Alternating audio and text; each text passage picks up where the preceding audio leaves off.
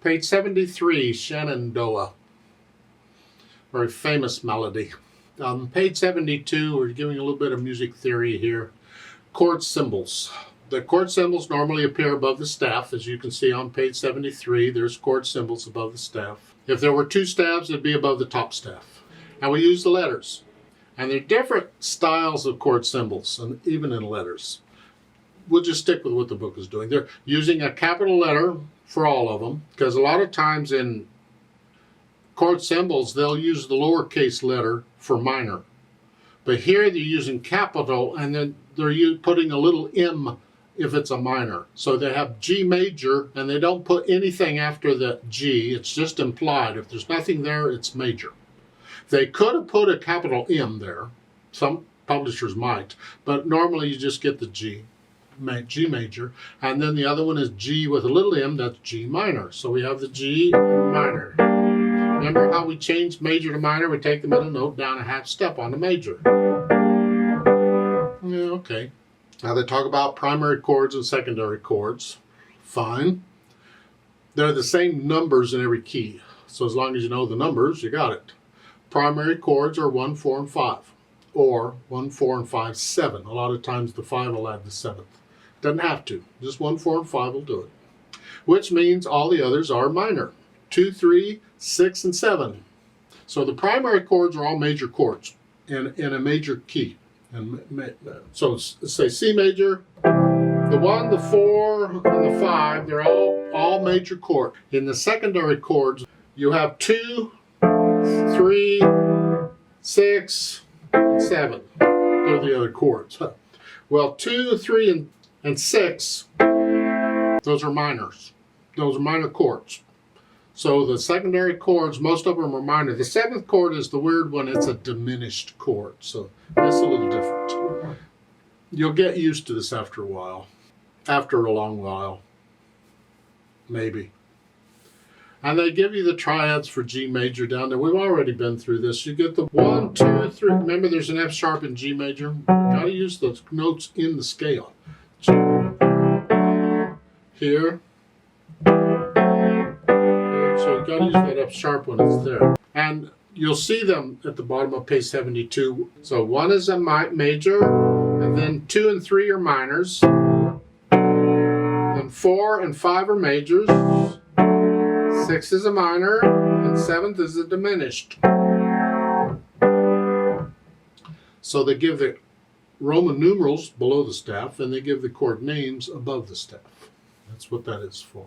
And you're looking at that next to the last one down there and saying F sharp dim. What? Yeah, it's an F sharp chord, diminished chord. Diminished chord is a minor third and a minor third. So that's a minor third and that's a minor third. So it's an F sharp, that's the bottom note, diminished. Don't worry about it. We're after the others, primarily the others. You don't use that 7th chord that much. Anyway, this kind of leads into improvising. So let's go through the process that I use for improvising, learning to improvise a piece. First thing to do is to learn the melody pretty well. You want the melody to be automatic so you can focus on the accompaniment. Yeah. So here it's 1 sharp, we're in the key of G major. Here's a 3, 2, 1.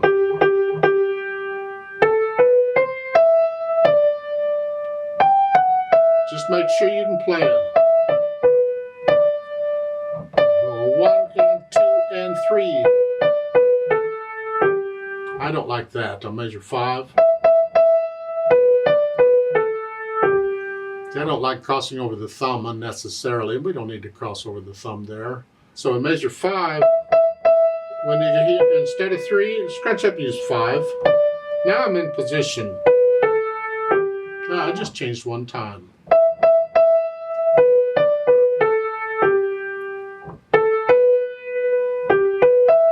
You get the. So once I have that, okay, then I check the chords in the left hand. We have a G chord, and where you play it is up to you. I'm going to go down here. And they give you a G in parentheses in the next measure. You see, you'd stick with the same chord until they give you something else, and if they don't give you anything, a lot of times you're silent. Here they're telling you go ahead and play a G chord, make sure. So we start with a G chord. Now there's no chord given on the pickup beat. That means we're silent. We don't play until the first full measure is a G. And second measure, they give you a G in parentheses. And then measure 3, and that's a C chord. And I want to stay in here, so I'm going to use this inversion. I just put some G on the bottom. And G. And then an E minor chord. Well, remember an E minor chord is that here.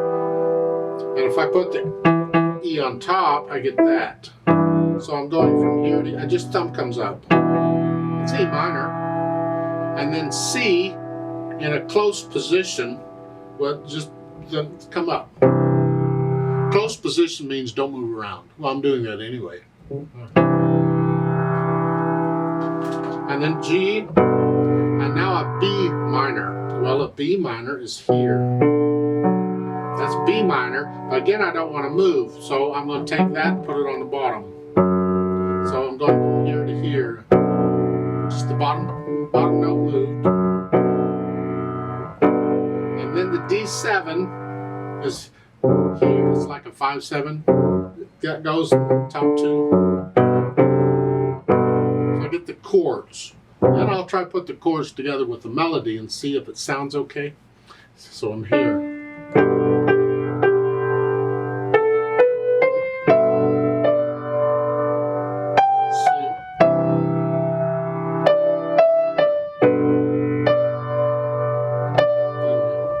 Remember, I just bring the thumb up. C.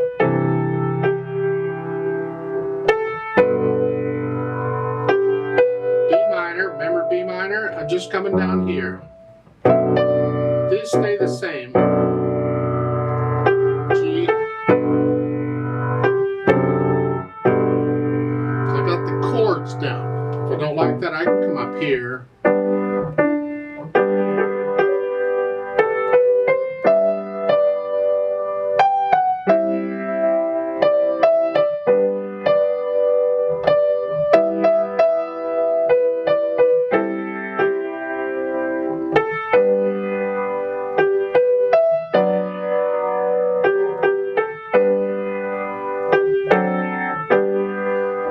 Play it is up to me. That's whatever. I don't even have to play the melody there. I could play the melody up here. If I were to play it more than once, maybe I would play it up there the second time.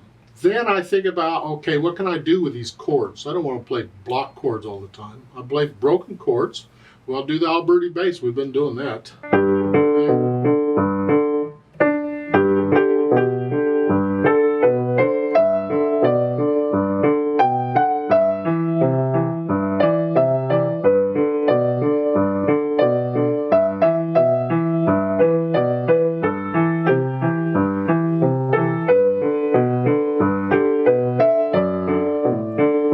How about other patterns? What other patterns do you have?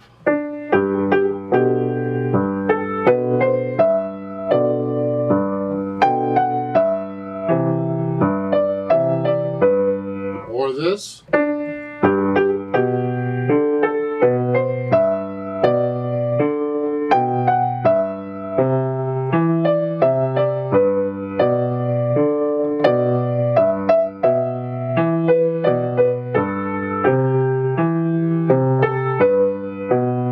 It's up to you and your imagination. Experiment and have fun with it. If it sounds okay, in my opinion, it is okay. Don't worry about it. Now they've added pedal. If you want to add pedal, go ahead. I think pedal messes this up because you're going to mess this up.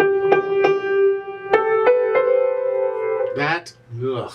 So if you're going to pedal, I suggest leave pedal out on these 8th note, unless it's a repeating 8th note. You could pedal that. But the other 8th notes throughout, leave it out. You don't need pedal on that. You experiment with the pedal. Again, there's no right or wrong there. It's up to you and what you like to hear. Listen very carefully. And make sure you're playing it first without pedals. So you got everything the way you want it. Let me know if you have any questions.